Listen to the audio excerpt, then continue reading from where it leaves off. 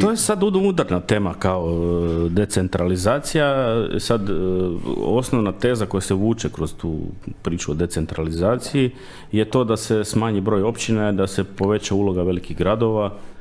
To nije decentralizacija, to je realno centralizacija jer se opet centralizira moć samo negdje drugdje. Nije problem u Hrvatskoj koliko imamo lokalnih samouprava, koliko imamo općina, koliko imamo gradova, nego koje su ovlasti tih jedinica lokalne samouprave, s koliko novaca one upravljaju i što realno one mogu napraviti za svoje građane. Tako je. Mislim, ko gradski, bio sam u gradu Rijeci kao građanin grada Rijeke, preselio sam se na Viškovo, pa sam bio i gradski vijećnik u gradu Rijeci u prošlom mandatu. Bio sam županijski vijećnik, sada sam i dalje županijski vijećnik već u drugom mandatu i kad uđete u te strukture onda shvatite kolika je njihova moć i što one realno mogu, a realno mogu vrlo, vrlo, vrlo malo. Znači ono osnovno čemu bi jedan grad trebao služiti je nekakva socijalna komponenta gdje bi svi građani koji nemaju privilegije ko mi koji normalno radimo i živimo, da bi oni isto mogli imati nekakav standard, nekakva kultura, nekakav sport.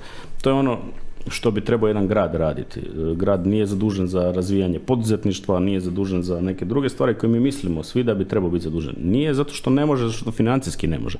On može tu pomoći, on može kreirati i stvoriti uvjete da se to sve skupa razvija, ali nažalost način na koji je podijeljene su ovlasti jedinicama lokalne samouprave ne dozvoljava gradovima da rade to na takav način. Ono što si spomenuo je ta infrastruktura. Ja osobno mislim da kad se već država u nešto treba petljati, da ona mora omogućiti na svakom nivou jednu infrastrukturu. Ravnomjerno svako hrvatsko selo bi trebalo imati vodu, struju, grijanje, šta već treba imati.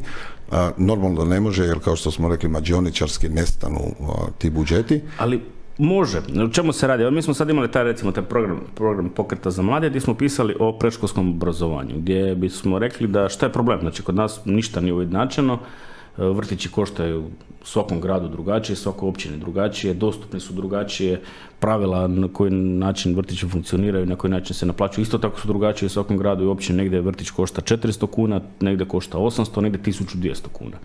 I ono što smo mi rekli je da tu treba država preuzeti glavnu ulogu. Znači tu ne možemo dopustiti općinama, odnosno lokalnoj samoupravi da vodi glavnu ulogu jer nemaju fiskalnog kapaciteta za tako nečim upravljati. Ili prepustiti fiskalni kapacitet lokalnoj samoupravi da može tako s nečim upravljati, ili država tu mora preuzeti regulatornu ulogu. Okay.